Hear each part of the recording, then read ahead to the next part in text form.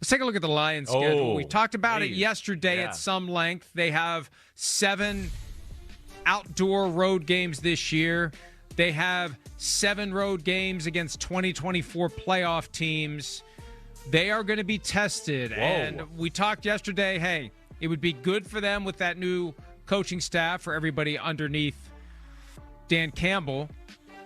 It would be nice to have some easy games early. They don't really. No. They do have the Browns week 4. Right. But, man, right out of the gates, Packers, Bears, Ravens, boom, boom, boom. We're going to find out what these Lions are made of. Followed by at Bengals, at Chiefs, Buccaneers on Monday Night Football, bye-week Vikings, at Commanders, at Eagles. I'd put their first 10 games up there with anybody. I think their schedule is scary, Mike. And here's one reason I really look at it. You got to go at Green Bay, right? Where Green Bay is going to be a motivated football team. Detroit's kind of had their number. It's at home, we know. So you could start out 0-1 there. And then Bears at home in your home opener, that's scary to me. Ben Johnson Exactly. rolling in. Ben Johnson rolling in. He knows how our defense rolls, how we operate. He'll probably, hey, that guy right there, he'll probably have a few tricks up his sleeve. Knowing Ben Johnson, he'll have stumble on your head like touchdown, eat that crap, Detroit type of play. So, yeah, that's where you look at that. You go, those first 2 games, that's scary. And then you follow that up with that Ravens Monday Night Football game. You go, wow. And like you said, then it's the Browns. Okay, great.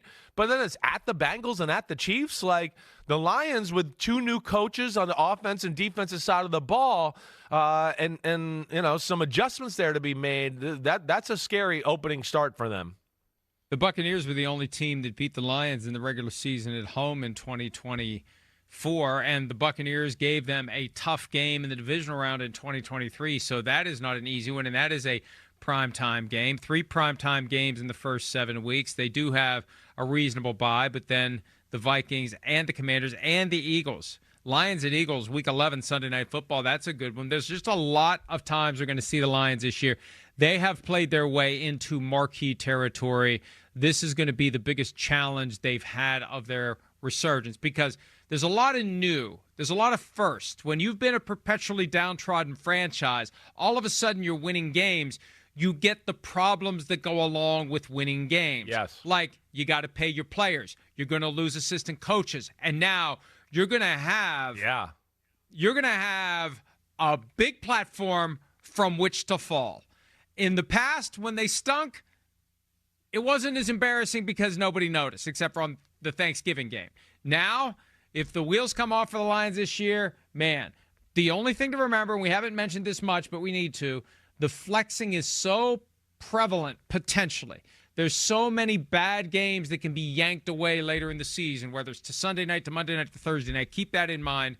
If one of these teams that has drawn a lot of primetime games just doesn't have the season work out, right, we won't necessarily be required to suffer through some late season stinkers from teams that weren't as good as we thought they were going to be. Not that I'm saying the Lions are going to be bad or the Chiefs are going to take it. I'm just saying the primetime games are far more important the first half of the season because those aren't getting changed. Right. No, but I do feel like, again, back to what we were talking about, they're taking less chances here this year, where they're putting teams like the Lions and the Chiefs and the Eagles and some of these late primetime, where it's like unless they lose their 5 best players, like they're going to be in the mix. So I would just be shocked if it doesn't work out.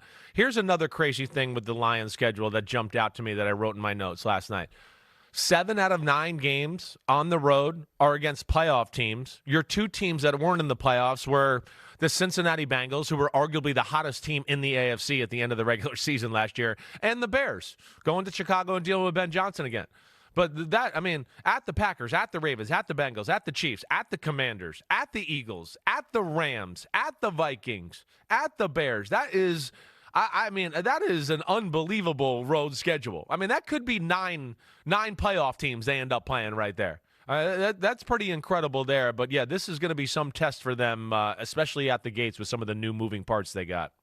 8 of their 9 road games are against teams that were above 500 last year. The Bears are the only ones that weren't. And I know I'm being hypocritical because I said forget about strength of schedule from last year. But these are all teams that were good last year and they didn't have some sort of collapse in the offseason. These are all teams that we think are still going to be good in 2025. Right. And the Bears, who were 5-12 last year, we expect them to be dramatically better. Yeah, what you're saying, especially when they play the Lions because of Ben Johnson's knowledge of the team. Right. You're saying, I mean, again, we don't know. There might not be like 12-0 some of these teams, but either way, with the way these teams are, the ones we're talking about here, it's like, wait, no, O-line's pretty good, D-line's pretty good. Oh, wait, quarterback's pretty good. Like teams that we know are going to be very much in the mix. I would be shocked, I mean, if one of these teams we've talked about so far just falls off planet Earth and is not competitive late in November, early December.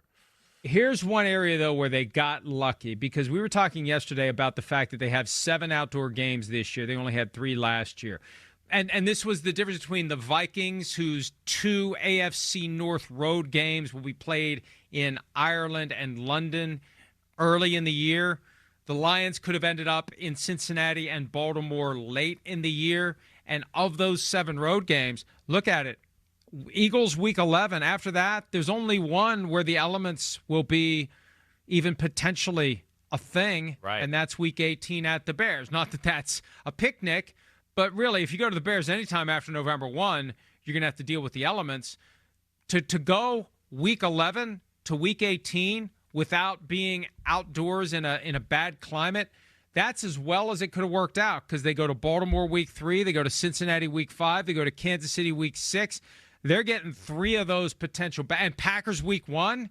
They're getting 4 of those potential bad weather games out of the way in the first 6 weeks of the season. Yeah, that's good. Listen, I don't think it's as big a deal anymore, but yeah, it's something we watched with Jared Goff in the past, but I'm certainly not as concerned with the way Dan Campbell's built that team and some of the barriers they've broken down there. I think they'll be okay either way.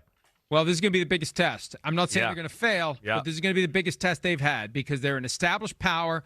They fell short of the NFC Championship game last year. Dan Campbell's words after they lost to the 49ers in the 2023 NFC Championship, this may have been our only shot. Those are hovering over the team, and they hover over this schedule, especially with new offensive and defensive coordinators and multiple other new coaches on the staff. It is not going to be easy. Hi, it's Mike Florio. Thanks for watching PFT on YouTube. Hit subscribe for the latest news and analysis from Pro Football Talk.